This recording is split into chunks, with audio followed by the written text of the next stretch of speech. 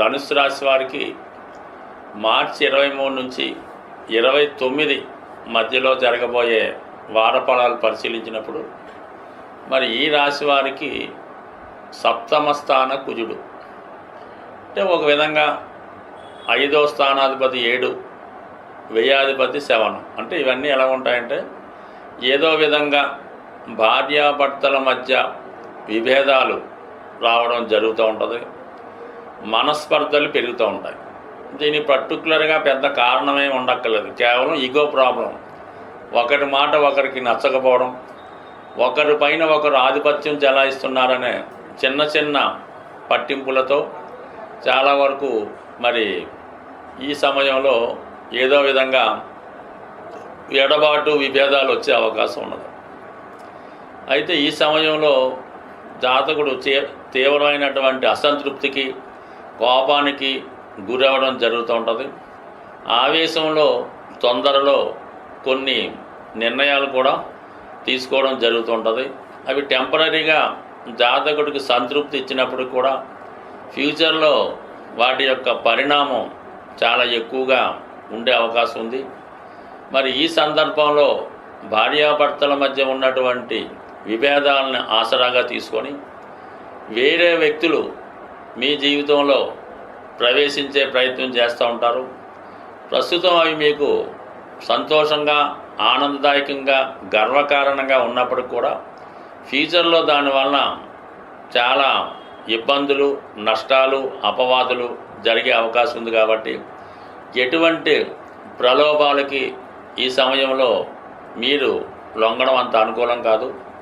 Temporary సుఖం కోసం ఆనందిస్తే శాశ్వతమైనటువంటి అపకీర్తి, ఇబ్బందులు ఎదుర్కోవలసి ఉంటుంది. అంటే ఇవన్నీ మనకి కారణం ఏంటంటే ప్రస్తుతం చతుర్థ స్థానంలో శుక్రగ్రహ సంచారం ఉచ్చ స్థితిలో నడవడం జరుగుతుంది. శుక్రుడు ఈ రాశి వారికి షష్ఠ లాభాధిపతిగా ఉండడం జరుగుతూ ఉంది. అంటే ఈ సమయంలో మిమ్మల్ని ఉపయోగించుకొని మీ దగ్గర నుంచి ఏదో ఆశించి మీ జీవితంలో ప్రవేశించడానికి ప్రయత్నం చేస్తూ ఉంటారు. అయితే శుక్రుడు చతుర్థ స్థితిలో పాటు అక్కడ ఉన్నటువంటి రాహు చాలా కాలంగా అక్కడ తిష్ట వేసి ఈ శుక్రగ్రహాన్ని క్యాచ్ చేయడం వలన మీలో అంతర్లీనంగా కొన్ని వ్యామోహాలు, కొన్ని కోరికలు రావడం జరుగుతూ ఉంటుంది. ఈ బలహీనతల్ని ఎదుటి వాళ్ళు మిమ్మల్ని క్యాష్ చేసుకునే అవకాశం ఉంది. కాబట్టి ఈ సమయంలో ఎలాంటి చట్ట వ్యతిరేక, అవినీతి సంబంధించిన కార్యక్రమాలకు కానీ, అలాగే ఈ శృంగారానికి సంబంధించింది మనసులో అంతర్లీనంగా ఉన్నటువంటి కోరికలు తీర్చే ప్రయత్నంలో కంపల్సరీగా మీ పైన ఒక ట్రాప్ జరుగుతూ ఉంటుంది. ఆ ట్రాప్లో మీరు ఏమాత్రం ఇరుక్కున్నా దాని నుంచి బయటకు రావడానికి చాలా కష్టం పడవలసి ఉంటుంది. ఎందుకంటే అతి తొందరలో మీకు అర్ధాష్టమ శనిలోకి ప్రవేశించబోతున్నారు. అర్ధాష్టమ శని ప్రవేశం వల్ల మీకు ఏమవుతుందంటే మరి మనసుకి కష్టం కలిగించే స్థితి కనబడుతుంటుంది.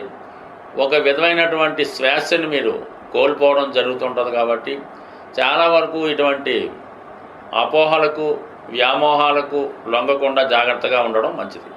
అయితే ఇంకొక యాంగిల్లో మనకు పరిశీలించినప్పుడు భాగ్య రాజ్యాధిపతులైనటువంటి బుధ, రవులు చతుర్థ స్థాన సంచారం వల్ల ఇది విద్యార్థులకి ఉన్నత విద్యా ప్రవేశాన్ని కల్పిస్తూ ఉంటుంది. అలాగే మీరు ఏదైనా పుణ్యక్షేత్రాన్ని దర్శించడం కానీ, విదేశంలో ఉన్నటువంటి మీ యొక్క తండ్రి గారినో లేదంటే మీ యొక్క సంతానాన్నో కలుసుకునే ప్రయత్నం ఈ సమయంలో నెరవేరే అవకాశం ఉంది. ఒక కంఫర్టబుల్ జర్నీ అంటే ఒక విమాన ప్రయాణం లాంటిది మీరు చేసే అవకాశం ఉంది. కాబట్టి బట్ ఏదైనా ఇప్పుడు ఉన్నటువంటి ఈ గ్రహస్థితి అటు మీకు నెగిటివ్గా ఆనందాన్ని తీర్చుకునే అవకాశం ఉంది, అలాగే పాజిటివ్గా మీ యొక్క కోరిక తీర్చుకునే అవకాశం ఉంది. కాబట్టి ఏది మీరు నిర్ణయించుకుంటానన్నది మీ యొక్క విచక్షణ బట్టి ఆధారపడి ఉంటుంది. బట్ ఏదైనా ఒక పని చేసే ముందు 1-2 సార్లు ఆలోచించి నిర్ణయం తీసుకోవడం మంచిది. లేదంటే మీ యొక్క తప్పులకి మీరే బాధ్యత వహించి మీరే శిక్ష అనుభవించవలసి ఉంటుంది. స్వస్తి. గ్రహాలు మన గోచారం లాంటి ఫాలో అయినప్పుడు కొన్ని గ్రహాలతో కలిసినప్పుడు కొన్ని రంగాల మీద వాటి ప్రభావం చూపడం జరుగుతూ ఉంటుంది.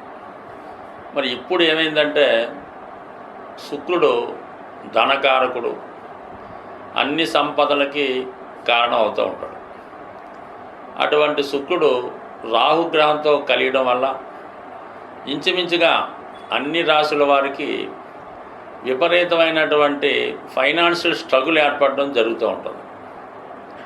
అలాగే సొసైటీలో బాగా నేమ్ కలిగినటువంటి స్త్రీలకి కొన్ని అపవాదాలు కానీ అనారోగ్య సమస్యలు కానీ కనబడుతూ ఉంటాయి.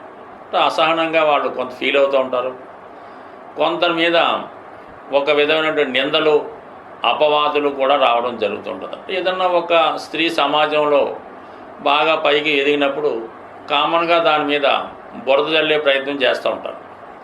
ఈ రాహు శుక్రుడు కలిగడం వల్ల ఈ సెలబ్రిటీ రంగానికి చెందినటువంటి, అంటే ఎవరికాలే గొప్పవాళ్ళు ఉంటారు, బట్ ఎవరికాలే గొప్పగా ఊహించుకుంటూ ఉంటారు.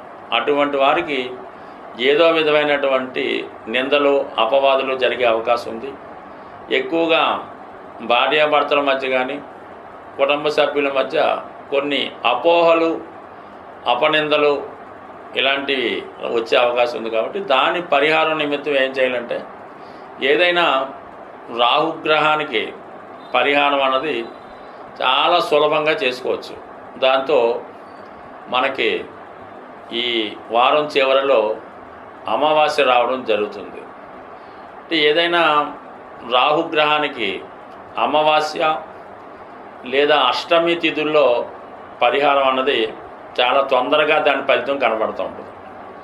మరి ఈ సమయంలో ఎవరైతే ఇటువంటి విపరీతమైనటువంటి ఆర్థిక సమస్యలు, అలాగే నయం కాని దీర్ఘకాలిక రోగాలు, అలాగే భరించరాని అపనిందలు అపవాదులు ఉన్నవాళ్ళు మరి ఈ అమావాస్య రోజు మరి వాళ్ళు ఒక కొబ్బరికాయ, అంటే పీసుతో ఉన్నటువంటి కొబ్బరికాయ, ఈ పీసుతో ఉన్నటువంటి కొబ్బరికాయని మరి మీరు తల నుంచి పాదాల వరకు అది 3 సార్లు క్లాక్ వైజ్లోను 3 సార్లు యాంటీ క్లాక్ వైజ్లోను తిప్పి ఏదైనా ఒక పారే నదిలో కానీ సముద్రంలో కానీ ఏది దొరికినప్పుడు చెరువులో కానీ దాన్ని విసర్జించి మరి వెనక్కి తిరిగి చూడకుండా రావాల్సి ఉంటుంది. ఇది కేవలం చీకటి పడుతున్న సమయంలో చేయవలసి ఉంటుంది అన్నమాట. అంటే ఇంచుమించుగా సూర్యాస్తం అయిపోయి ఇంకా మనకి ఇంచుమించుగా ఒక 6:30, 7, 8 గంటలకి ఈ ప్రక్రియ చేయవలసి ఉంటుంది. ఇంకా ఇంకొక రెమెడీ ఏంటంటే, ఇక బాగా అసహనంగా ఉంటూ కొంతమంది మగపిల్లలు కానీ ఉద్యోగస్తులు కానీ చాలా ఏది చేయలేని పరిస్థితి, ఒకప్పుడు చాలా ఒక వెలుగుతారు, చాలా స్ట్రగుల్ పడుతుంటారు, ప్రతిదానికి కూడా ఇతరుల మీద ఆధారపడుతుంటారు, ఒక మానసికంగా మనసు దెబ్బతిన్నట్టు మానసికంగా ఇబ్బంది పడుతున్నట్టు కనబడుతుంటారు. అటువంటి వారికి బూడిద గుమ్మడికాయ తీసుకొని ఇదే అమావాస్య రోజు ఈ సంధ్యా సమయం సాయంకాల సమయంలో మీ కుటుంబంలో పెద్దవారు కానీ లేదా ఎవరైనా కొద్దిగా అనుభవంగా పెద్దగా ఉన్నవాళ్ళు ఈ అబ్బాయిని ఈ బూడిద గుమ్మడికాయతో దిష్టి తీయవలసి ఉంటుంది. అంటే రైట్ సైడ్ 3 సార్లు, అలాగా యాంటీ క్లాక్ వైజ్లో 3 సార్లు చక్కగా దిష్టి తీసి దాన్ని చక్కగా బ్రేక్ చేయవలసి ఉంటుంది. బ్రేక్ చేసి ఎవరింటికి రావడం జరుగుతుంది.